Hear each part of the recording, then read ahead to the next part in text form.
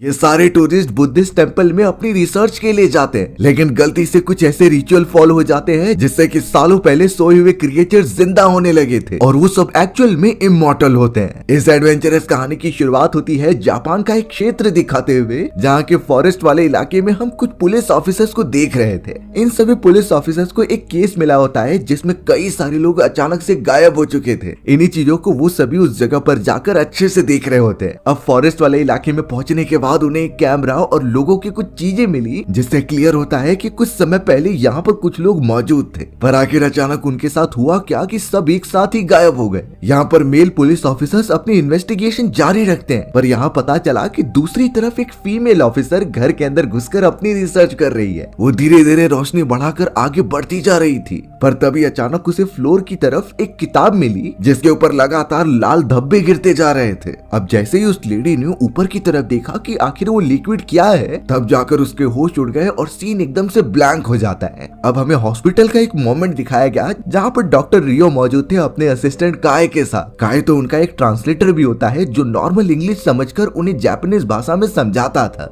उन दोनों को मिलकर एक केस के ऊपर इन्वेस्टिगेशन करनी थी और ये सारी चीजें पुलिस डिपार्टमेंट ही उनसे करा रही होती है। उन्हें बड़े अच्छी तरीके से एक पेशेंट से पूछताछ करनी थी। उस पेशेंट को जल्द से जल्द उनके कमरे में लेकर आया जाता है। पेशेंट बहुत ही ज्यादा घायल था और उसके पूरे बॉडी पर पट्टी बांधी गई थी। ऊपर से प्लास्टिक की शीट भी लगाई गई होती है सेफ्टी रीजंस की वजह से। री और काय तो सामने बैठकर उस पेशेंट से पूछताछ करने लग जाते हैं। वो सिर्फ इतना जानना चाहते थे कि उस पेशेंट की ये हालत कैसे हुई, क्योंकि ध्यान से देखा जाए तो उसके पूरी बॉडी पर खरोच के निशान थे। इनफैक्ट वो तो अपनी पूरी बॉडी ठीक से हिला भी नहीं पा रहा होता, लेकिन बार बार पूछने पर वो एक्चुअल बात बता नहीं रहा था कि वो इस जगह पर कैसे पहुंचा। तुरंत ही अब रियो अपने लैपटॉप पर एक लेडी की वीडियोस दिखाते हैं जिसका नाम केट होता है और वो एक टूरिस्ट थी। तुरंत ही केट की फोटो और वीडियोस देखने के बाद किम की बॉडी में एकदम वाइब्रेशन आने लगा। ऐसा लग रहा था कि कहीं ना कहीं वो इस लेडी को जानता है और केट भी जुड़ी हुई है उस खतरनाक इंसिडेंट से जिससे कि किम की हालत ऐसी हो गई है। किम तो अब लगातार सोचते हुए कुछ मोमेंट पहले चला जाता है जब वो जापान में एक टूरिस्ट के तौर पर आया था। हमें यहाँ पता चला कि किम के साथ केट भी मौजूद है और वो अच्छे दोस्त बन चुके हैं। जल्द से जल्द अब वो दोनों अपने कैमरा सेटअप लेकर पहुंच जाते हैं होटल रूम की तरफ। वहाँ पर तो जेम्स नाम का एक आदमी पहले से ही उनका वेट कर रहा होता है और पता चला कि जेम्स केट का बॉयफ्रेंड है। तुरंत ही अब वो तीनों होटल रूम में जाते हैं और रेस्ट करने के बाद सारे सामान रख देते हैं। फिर वो निकल पड़ते हैं जापान की नाइट लाइफ देखने के लिए। सारी चीजें एकदम अमेजिंग थी और जैसा उन्होंने सुना था उससे कई ज्यादा जापान एडवांस होता है। केट, जेम्स और टीम ये तीनों टूरिस्ट इसलिए यहाँ पर आए थे ताकि वो जापान के बुद्धिस्ट टेंपल की अच्छे से रिसर्च कर सके। इन सारी रिसर्च का वो एक डॉक्यूमेंटेशन करने वाले होते हैं। जेम्स तो केट के पास ही चिपका हुआ था क्योंकि वो उसका बॉयफ्रेंड होता है, लेकिन पता नहीं क्यों किम अपने कैमरे से सारी चीजों की फोटोज निकालने के साथ साथ केट की फोटोज और वीडियो सबसे ज्यादा निकाल रहा था। अब ये चीजें उसके बॉयफ्रेंड जेम को बिल्कुल पसंद नहीं आती, क्योंकि अगर कोई और भी लड़का उसकी गर्लफ्रेंड से इस तरीके से क्लोज आएगा तो उसका गुस्सा होना एक कॉमन बात है। केट को थोड़ा सा अनकंफर्टेबल तो होता है, लेकिन वो किम को ज्यादा कुछ नहीं कहती क्योंकि वो उसका पार्टनर है। अब यहाँ पूरी तरीके से एंजॉय करने के बाद वो अपने होटल रूम्स में आ जाते हैं। जेम्स तो केट से अब लगातार पूछता है कि तुम किम के साथ कब से हो? मुझे तो वो जब भी तुम्हारे पास आता है तो वो अनकंफर्टेबल फील कराता है। यहाँ केट इन चीजों पर बात नहीं करना चाहती थी, इसीलिए वो जेम्स को चुप करा देती है। दोनों साथ में क्वालिटी टाइम स्पेंड करते हैं और सुबह होने पर अपनी रिसर्च के लिए निकल जाते हैं। वो तीनों ट्रेन में मौजूद थे और जेम्स ने बातों ही बातों में किम से पूछ लिया कि तुमने ये प्रोफेशन क्यों चुना और आखिरकार तुम मेरी गर्लफ्रेंड केट को कैसे जानते हो? अब किम ने इन चीजों का एकदम साफ साफ आंसर दे दिया कि उसे जापान पहले से ही बहुत ज्यादा पसंद था, इसीलिए उसने जापानीज लैंग्वेज सीखी और इन सारी थीसिस पर काम करने लगा। उसे एंशिएंट चीजें बहुत ज्यादा पसंद है, खास करके बुद्धिस्ट टेंपल की पौराणिक कहानियां। और यहाँ हमें पता चला कि किम भी केट द्वारा ही हायर किया गया है और जो कि उसे जापानीज लैंग्वेज बड़े अच्छी तरीके से आती है, तो वो उनके बीच इंटरमीडिएट कम्युनिकेशन का काम करेगा। पर यहाँ ताज्जुब की बात होती है कि जेम्स ने तो ये भी पूछा था कि केट और किम कैसे मिले थे, पर वो इस बात का बिल्कुल जवाब नहीं देता। यहाँ तक कि केट भी उस बात को लेट गो करने के लिए कहती है, यानी कुछ ऐसी बात तो है जो जेम्स से छुपाई जा रही है। अब जापान में मौजूद एक बहुत ही पुरानी जगह पर पहुंचने के बाद वो थोड़ा सा एक्सप्लोर करने लगे। ट्रैवल करते हुए वो तीनों एक एंटीक शॉप पर आ जाते हैं जहां बहुत सारी पुरानी चीजें रखी गई थी। इन चीजों का वो अच्छी तरीके से निरीक्षण करने लगे और काफी इंजॉय भी करते हैं, खासकर कि जेम्स जो कि केट को हमेशा कुछ करने के लिए लगा रहता। लेकिन कहीं न कहीं हमें किम को भी दिखाया जाता है कि उसके अंदर केट के प्रति भावना मौजूद है। अब अचानक केट की नजर एक बहुत ही पुरानी किताब पर गई और ये किताब कोई और नहीं बल्कि वही होती है जो हमें कहानी की शुरुआत में दिखाया गया था। यानी इससे क्लियर है कि ये एक कर्स किताब है, लेकिन अभी तक इन लोगों को इसके बारे में पता नहीं होता। केट तुरंत ही उसे ओपन करके देखने लगी तो उसके अंदर कई सारी टेम्पल्स का जिक्र किया गया था। तुरंत ही उसने किम को बुलाया क्योंकि वो जापानीज में होती है और इसीलिए किम यहाँ केट के लिए उसे ट्रांसलेट करने लगा। पढ़ने के बाद किम साफ कहने लगा कि ये किताब किसी टेम्पल के बारे में बताती है और उस टेम्पल के अंदर एक ऐसे इंसान की जो अपना रूप बदल सकता था। उसका ऊपर वाला हिस्सा तो एकदम इंसानों जैसा होता है, लेकिन ये सारी चीजें पौराणिक कथाएं हैं, इनके ऊपर भरोसा नहीं किया जा सकता। पर ये सारी चीजें केट को बहुत ज्यादा एक्साइट करती है। उसने तो डिसाइड किया कि अगर वो इस टेम्पल के पास जाकर इन सारी चीजों की रिसर्च करेंगे तो वो अपने डॉक्यूमेंटेशन के बाद फेमस भी हो सकते हैं। इसलिए केट डिसाइड करती है कि वो इस किताब को खरीदेगी। लेकिन जब वो तीनों किताब को लेकर दुकान की ओनर के पास जाते हैं तो ओनर एकदम शॉक रह गई वो किताब को देखकर, क्योंकि उसे अंदाजा था कि ये कितनी खतरनाक किताब है। ओनर ने तुरंत ही मना कर दिया कि ये किताब कोई नहीं खरीद सकता। उसने तुरंत ही तीनों को बाहर निकाल दिया और दुकान तुरंत ही बंद कर दी। अब ये बिहेवियर ऐसा वहां पर क्यों होता है तीनों को नहीं समझता। खास करके केट का मुंह उदास हो चुका था क्योंकि उसे बुक सच में पसंद आई थी। जेम्स को इससे कुछ मतलब नहीं होता, वो तो कहता है कि हमें अपने होटल रूम में चले जाना चाहिए। पर कहीं ना कहीं किम चाहता था कि वो केट की हर ख्वाहिशों को पूरी कर दे। अब जब यहाँ केट अपने रूम में सोने के लिए चली जाती है तो पता चला कि जेम्स बाहर आ रहा है किम के साथ। जेम्स ने किम को कन्विंस किया था कि वो नाइट बार में जाएंगे जहाँ काफी एंजॉयमेंट हो सकती है। यहाँ तक कि जेम्स जिसकी गर्लफ्रेंड केट पहले से थी वो नाइट बार में कई और लड़कियों के साथ जाकर मजे कर रहा होता है। पता नहीं क्यों किम अपने कैमरे से उन सारी चीजों को रिकॉर्ड कर रहा था। थोड़ी देर तक किम भी उस जगह पर रुका, लेकिन उससे एक बात खाई जा रही थी कि केट को जो चीज पसंद थी उसने वो दिलाई नहीं। इसीलिए किम तुरंत ही चला जाता है उस एंटीक शॉप के अंदर। अंदर जाने पे वो ओनर तो वहां पर नहीं थी, इसीलिए अब किम उस किताब को लेने के लिए चला गया, सिर्फ इसलिए ताकि वो केट को इम्प्रेस कर सके। अब जैसे ही वो किताब को टच करके देखने लगता है तभी पीछे से आवाज आई। ये एक छोटे बच्चे की थी जो उस ओनर का रिलेटिव था। किम ने तो उस बच्चे से पूछ लिया कि ओनर कब तक आएगी, पर वो बच्चा साफ कह देता है कि अभी उन्हें टाइम है, उनकी जगह पर वो निगरानी कर रहा है। अब यहाँ ऑब्वियस बात थी कि वो एक छोटा बच्चा है, उसे उस किताब के बारे में बिल्कुल नहीं पता। इसीलिए अब किम के कहने पर वो उसे कुछ मनी देकर वो बुक लेकर चला जाता है। किम तो अब काफी खुश हो रहा था, इसीलिए वो कुछ ड्रिंक पीने के लिए एक बार में चला गया। उस बार में जब तक उसका ऑर्डर रेडी होता वो उस किताब को पढ़ने लगा। साइड में एक वर्किंग मैन बैठा हुआ होता है जिसने उस किताब को रिकॉग्नाइज कर लिया था। वो एम्प्लॉय किम को एक इन्फॉर्मेशन देते हुए बताता है कि ये एक बहुत ही पौराणिक टेम्पल है, पर यहाँ जाना खतरे से खाली नहीं क्योंकि ये कर्स है और जो भी इस जगह पर आज तक गया वापस लौट कर नहीं आया। वो एम्प्लॉय किम को इतनी इंपॉर्टेंट बात बता रहा था, पर किम उसे बिल्कुल भी सीरियसली नहीं लेता। उसने तो सोच लिया था कि वो इस टेम्पल तक जाएगा। अब सामने मौजूद जो वर्कर उसके लिए ड्रिंक तैयार कर रहा था उसने कहा कि इस टेम्पल के बारे में वो जानता है, इसी टेम्पल के पास उसका गांव भी मौजूद है। तो अब यहाँ किम के पूछने पर उस वर्कर ने उसे सारे एड्रेसेस दे दिए उस टेम्पल तक पहुँचने के लिए। उन्हें बस एड्रेस को फॉलो करते हुए टेम्पल तक पहुँच जाना है। अब यहाँ काफी रात हो चुकी थी तो किम होटल रूम की तरफ जा रहा था। सामने एक वेंडिंग मशीन होती है तो कोई जूस पीने के लिए उसमें कॉइन डालता है, पर गलती से उसके कुछ कॉइन नीचे गिर गए थे। किम जैसे उन्हें उठाने जाता है तभी कचरे के ढेर में से कुछ तो हलचल हुई। पता चला कि उस जगह पर कोई तो लेडी मौजूद है जो सो रही थी और अब अचानक से उठकर किम को देखने लग जाती है। किम पहले तो डर गया था, लेकिन जब उसने नोटिस किया कि उस लेडी के सर पर 2 सींग मौजूद है और उसकी आंखें पूरी तरीके से काली पड़ चुकी हैं, ये सीन बहुत ही ज्यादा खौफनाक लग रहा था उसके लिए। उस लेडी ने भी किम को हिंट देने की कोशिश की कि उस जगह पर मत जाना, उस जगह पर सिर्फ और सिर्फ दुनिया की तबाही मौजूद है। पर किम उसे भी इग्नोर करता हुआ अपने साथियों के साथ होटल रूम में चला जाता है। उसने किताब केट के पास रखी और सो गया। सुबह होने पर केट ने जब वो किताब देखी तो वो बहुत ज्यादा खुश हो गई थी। किम ने भी उठकर बताया कि मेरे पास तो उस टेम्पल का एड्रेस भी मौजूद है, तो चलो चलते हैं और उस जगह को एक्सप्लोर करते हैं। केट और जेम्स दोनों ही खुश हो गए थे इस इंफॉर्मेशन से। तो अब बिना देरी किए वो तीनों निकल पड़ते हैं टेम्पल वाले रास्ते की तरफ। वो तीनों तो अब किसी होटल रूम की तलाश करने लगे ताकि वहाँ पर स्टे किया जा सके। वो सब जैसे ही एक आदमी को स्पॉट करते हैं तो वो आदमी वहाँ से भाग गया था, जैसे लग रहा हो कि वो बहुत ही ज्यादा डरा हुआ है। उनकी मुलाकात एक लेडी से होती है जो उन्हें गाइड कर रही थी कि कैसे टेम्पल के ऊपर जाना है और उसी जगह के पहले उन्हें एक होटल रूम मिल जाएगा। वो औरत भी उन्हें देखकर काफी डरी हुई थी, लेकिन उन्हें कुछ बताती नहीं। अब अचानक उन तीनों को एक बूढ़ा आदमी मिला जो अपने पास बुलाता है। यहाँ जब किम ने उसे बताया कि हमें उस टेम्पल की तरफ जाना है, तो उन्हें बूढ़ा आदमी उन्हें रोकने के बजाय एक बात बताने लगा उस टेम्पल से रिलेटेड। वो एक ऐसी बात होती है जो सच्ची घटना पर आधारित है। यानी उसके हिसाब से कई साल पहले बच्चों का ग्रुप उस टेम्पल में गया था, लेकिन वो सारे बच्चे गायब हो गए। एक बच्चा सिर्फ बचकर बाहर आ गया था, जिसके आई बॉल्स उसके हाथ में मौजूद थे।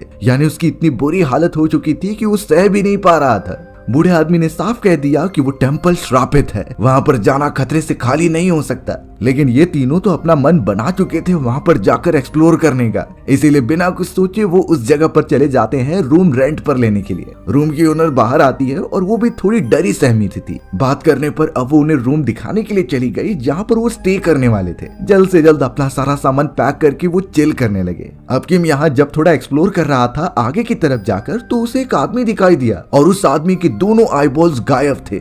वो इतना ज्यादा डर गया कि तुरंत ही अपने कमरे की तरफ भागा।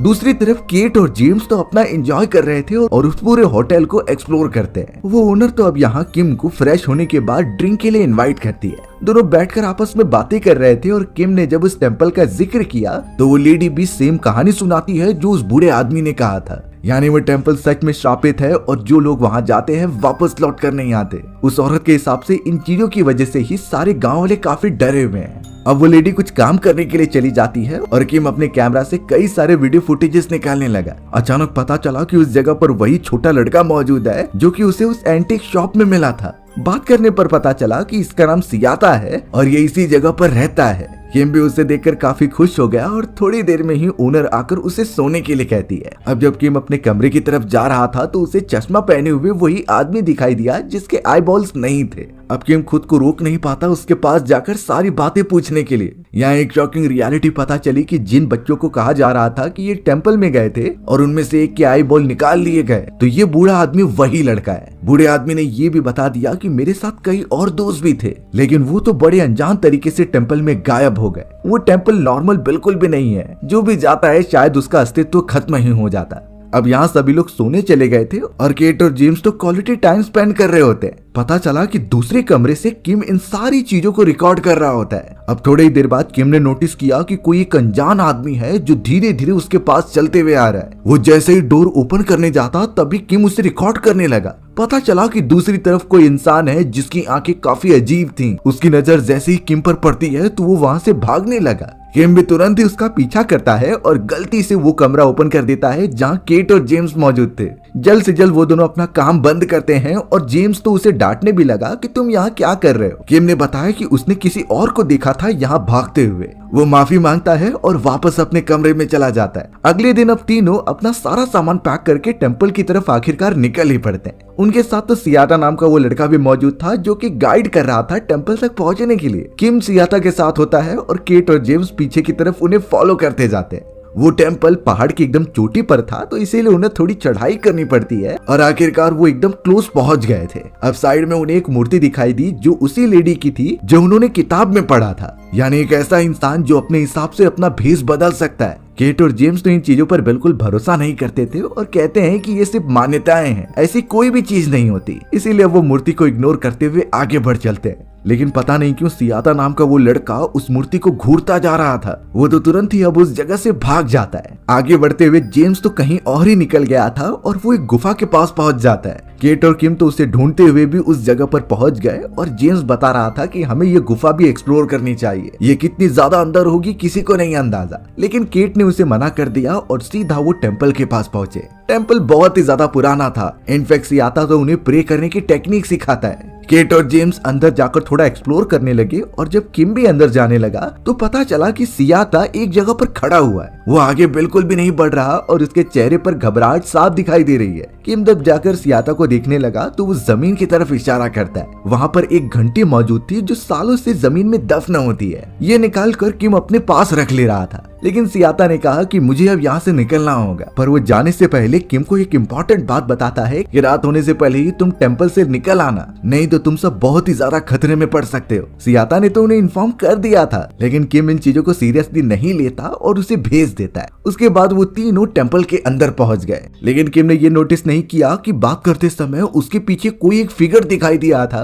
जो अगले मोमेंट में गायब भी हो गया। अब वो तीनों अपने अपने काम में बिजी हो जाते हैं और अलग अलग स्ट्रक्चर्स के फोटोग्राफ्स लेते हैं। केट भी कुछ चीजों के फोटोग्राफ्स लेती है, पर उसे पेड़ पौधों में से कुछ हलचल सुनाई देती है। एक समय पर तो वो डर गई, लेकिन बाद में जेम्स पीछे आकर उससे पूछने लगता है। जेम्स के हिसाब से उन्हें वापस लौट जाना चाहिए रात होने से पहले, इसीलिए अब केट और जेम्स किम को देखने जाते हैं जो अभी भी टेम्पल में मौजूद था। किम अचानक एक प्लेटफॉर्म पर खड़ा हुआ होता है और उसे कुछ तो अजीब लगा एक दरार के अंदर। वो उस छेद में जब कैमरा अंदर तक डालने की कोशिश करता है तभी अचानक उसमें से एक हाथ बाहर निकला जिसने कि किम का पैर पकड़कर नीचे खींच लिया। किम जोर से चिल्लाता है, जिसकी आवाज सुनकर केट और जेम्स वहां पर भागते हुए चले आए। जेम्स जब उस प्लेटफॉर्म पर गड्ढा देखता है और उसके अंदर किम गिर गया था तो इसीलिए वो भी कूदकर उसे बचाने लगा। देखकर पता चला कि अब किम का एक पैर टूट चुका है और इस हालत में तो वो चल भी नहीं सकता। कैसे भी करके किम को ऊपर की तरफ लेकर आए और यही डिसाइड किया कि बहुत रात होने की वजह से उन्हें यहीं पर सोना होगा। सुबह होते ही वो यहाँ से निकल जाएंगे, पर उन्हें बिल्कुल अंदाजा नहीं कि रात के समय उनके साथ क्या क्या घटनाएं होने वाली हैं। तीनों कैंप फायर जलाते हैं और आपस में बातें करने लगते हैं। जेम्स जब यहाँ फ्रेश होने के लिए दूसरी तरफ गया तो केट और किम एक दूसरे से सीक्रेट बातें करते हैं।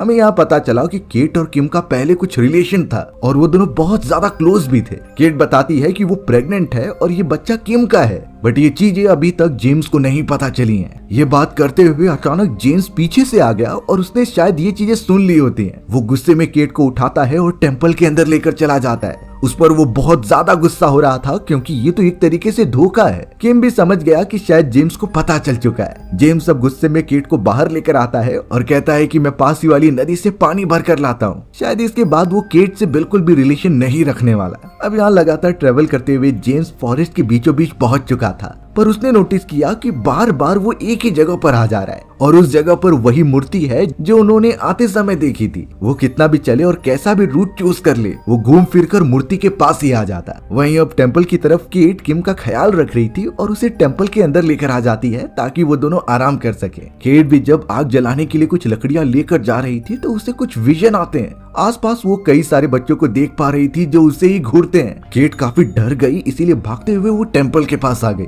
वो तो किम को पकड़कर वहीं पर सोने लग जाती है। बेचारा यहाँ पर जेम्स जो अभी भी फॉरेस्ट में मौजूद था वो नोटिस करता है कि इस बार जो मूर्ति के पास वो आया था वो अपनी जगह से एकदम गायब हो चुकी थी। तभी पीछे से एक आवाज आती है और वो देख पा रहा था कि वही मूर्ति जिंदा हो चुकी है। उसका चेहरा इतना ज्यादा खतरनाक लग रहा था कि उसने तुरंत ही जेम्स पर हमला कर दिया। जेम्स की चिल्लाने की आवाज सुनने के बाद केट रुक नहीं पाती और तुरंत ही भागते हुए चली जाती है फॉरेस्ट की तरफ उसकी मदद करने के लिए। किम भी उसके पीछे जाना चाहता था, लेकिन उसका पैर तो टूटा हुआ है, वो ऐसे बिल्कुल भी नहीं चल सकता। हमें तो टेम्पल के बाहर एक हैट पहना हुआ आदमी दिखाई देता है जो धीरे धीरे अब किम की तरफ बढ़ने लगा था। बेचारा किम कैसे भी करके टेम्पल में पहुंचता है डर के मारे और टेम्पल का दरवाजा बंद कर देता है। उसे लगा कि इस तरीके से वो एकदम सुरक्षित रहेगा। दूसरी तरफ केट फॉरेस्ट में जेम्स को आवाज देते हुए भागते जा रही थी। वहाँ पर टॉर्च लाइट दिखाई देती है जिससे केट को लगा कि जेम्स वहीं पर है, इसीलिए वो लाइट को फॉलो करते हुए उसी अनजान गुफा में पहुंच गए। अंदर की तरफ वो चली जा रही थी बिना इस बात को नोटिस किए कि ये कितना खतरनाक हो सकता है। पीछे की तरफ हमें वही खतरनाक मूर्ति दिखाई गई जो जिंदा थी, यानी उसका शिकार केट है और वो कैसे भी उसे खत्म करेगी ही। थोड़ी देर में ही केट को जेम्स भी दिखाई देता है जो कि जरा भी मूवमेंट नहीं कर रहा था, पर जैसे वो पास पहुंची तो उसकी हालत बुरी थी। ऐसा लग रहा था कि जेम्स को कोई कंट्रोल कर रहा है। उसके आई बॉल्स गायब थे और पूरी बॉडी पर जख्मों के निशान। केट इतना ज्यादा डर गई कि वो तुरंत ही गुफा से बाहर निकलने का ट्राई तो करती है, लेकिन गुफा का एग्जिट बंद हो चुका था। बहुत कोशिश करने के बावजूद भी वो कहीं बाहर निकलने का रास्ता नहीं ढूंढ पाती। यानी ये बात साफ है कि केट अब वहाँ फंस चुकी है और उसकी भी मौत होना तय है। यहाँ टेम्पल के अंदर किम ने खुद को बंद तो कर लिया था, लेकिन अब जमीन के अंदर से कई सारे हाथ बाहर निकलने लगे। पता चला कि ये कुछ बच्चे हैं जो किसी अनजान ताकत के कंट्रोल में थे। किम वहाँ से भागने की कोशिश करता है, लेकिन बच्चे उसके ऊपर झपट्टा मार देते हैं। वो तो उसे बहुत बुरी तरीके से डैमेज पहुंचा रहे थे और काटने भी लग जाते हैं। सिर्फ और सिर्फ उस जगह पर किम की आवाज ही सुनाई दे रही थी। ये इतना दर्दनाक था कि सीन यहीं पर कट किया जाता है और प्रेजेंट टाइम पर शिफ्ट हो जाता है, यानी तब जब रियो और काई किम का इन्वेस्टिगेशन कर रहे होते हैं। रियो लगातार किम से पूछ रहा था कि केट को किसने मारा और जेम्स पर हमला किसने किया था। किम तो उस जगह पर मौजूद होता है तो उसे इन चीजों के बारे में पता होना चाहिए और ये भी शक उठ रहा था कि वो जगह अगर इतनी ज्यादा खतरनाक है तो किम जिंदा वापस कैसे लौट कर आ गया। बाकी उसके दोनों दोस्त केट और जेम्स तो मर चुके हैं। टेम्पल को पूरा देख लिया गया है, वहाँ पर उनकी डेड बॉडी भी नहीं मौजूद है। किम तो यहाँ पर पहचान में भी नहीं आ रहा था क्योंकि उसकी हालत इतनी बुरी थी। वो बहुत ही ज्यादा बुरी हालत में उनकी तरफ देखता है और अचानक उसने पूछा कि सियाता यहाँ पर क्या कर रहा है। वो तो सियाता के बारे में भी और बातें बताने लगा कि जरूर वो बच्चा इन चीजों के बारे में और भी कुछ जानता है। वहीं हमें वो एक्चुअल में उस टेम्पल की तरफ लेकर गया होता है। पर रियो ने एक शॉकिंग रियलिटी बताई कि हमने पता किया है कि वहाँ पर कोई भी सियाता नाम का लड़का रहता ही नहीं। ये चीजें किम को एकदम से शॉक कर देती हैं और यहाँ एक क्रूअल सच्चाई सभी के सामने आ रही थी। यानी उस टेम्पल के गांव में किम जिस सियाता नाम के लड़के से मिला था एक्चुअल में वो एग्जिस्ट ही नहीं करता। वो सिर्फ किम को ही दिखाई पड़ता है और जितने भी सीन्स में सियाता दिखाया गया है उसमें बाकी लोग उसे नहीं देख पाते। यानी कि जब वो एंटीक शॉप में गए थे तभी भी सियाता वहाँ पर नहीं था, जब वो होटल रूम में रहने आई तभी भी नहीं मौजूद था और जब वो बच्चा उन्हें टेम्पल की तरफ लेकर जा रहा था तो केट और जेम्स जो पीछे मौजूद थे उन्हें यही लग रहा था कि किम को वहाँ तक पहुँचने का रास्ता पहले ही पता है। यानी वो सब भी उस बच्चे को नहीं देख पा रहे थे सिवाय किम के। रियो का तो पूरा शक अब किम के ऊपर चला गया था कि उनके दोनों दोस्तों का मर्डर किम ने ही किया है और इसकी सच्चाई हमें इस चीज से पता चल जाती है क्योंकि जेम्स जब फॉरेस्ट में था तो उसके ऊपर किसी अनजान आकृति ने नहीं बल्कि खुद किम ने हमला किया था जो किसी अनजान एंटिटी के पोसेशन में होता है। यानी उसके अंदर कोई अनजान आत्मा आ गई और उसी से ही ये सारी चीजें करा रही थी। अब प्रेजेंट टाइम पर जब किम से इन्वेस्टिगेशन की जा रही थी तो उसका दिमाग काफी ज्यादा दर्द देने लगा। वो इतना ज्यादा गुस्सा हो जाता है कि तुरंत ही अपनी सारी पट्टियां निकालकर वो लोगों को मारने लगा। इनफैक्ट उसने रियो के जूनियर को भी खत्म कर दिया था गले पर हमला करके। रियो ये देखकर एकदम चौंक गया और तुरंत ही सिक्योरिटीज को बुला लेता है। उसे भी नहीं समझ रहा था कि कोई इंसान इतना पागल कैसे हो सकता है। जरूर इन चीजों में किसी खतरनाक आत्माओं का सम्मेलन होगा जिन्होंने किम को अपने कब्जे में कर लिया और ये सारे गंदे काम करवाए। हमें तो इन्वेस्टिगेशन रूम के बाहर सियाता ही दिखाया गया जिसका चेहरा बहुत ही अजीब था। उसके दोनों आई बॉल्स एकदम से गायब थे। यानी वो सच में एग्जिस्ट नहीं करता बल्कि उन्हीं आत्माओं का एक रूप है। हमें तो उसी होटल के पास मौजूद उस होटल को दिखाया जाता है जहाँ की ओनर एक अजीब तरीके की पूजा कर रही थी। वो एक फोटो फ्रेम को बहुत ही ज्यादा सम्मान प्रोवाइड करती है जिसमें कई सारे बच्चे मौजूद थे और ये बच्चे कोई और नहीं बल्कि वही सारे होते हैं जो सालों पहले टेम्पल के अंदर गए और गायब हो गए। सबसे शॉकिंग वाली बात ये हुई कि उन्हीं बच्चों में से एक सियाता भी था। यानी सियाता सालों पहले ही मर चुका था और अब जाकर उसकी आत्मा चारों तरफ घूमकर टूरिस्ट को उस टेम्पल की तरफ लेकर आती है। यानी ये सिलसिला कब तक चलता रहेगा किसी को अंदाजा नहीं। यही रीजन था कि आसपास के लोग इन चीजों से बहुत ही ज्यादा डर रहे थे। हमारी भी ये खौफनाक कहानी यहीं पर खत्म हो जाती है। सो व्यूअर्स, अगर आपको मेरा नरेशन 1% भी अच्छा लगा होगा ना तो वीडियो को लाइक एंड चैनल को सब्सक्राइब जरूर कर देना। मिलते हैं इसी तरीके के मजेदार वीडियोस में, तब तक के लिए बाय बाय।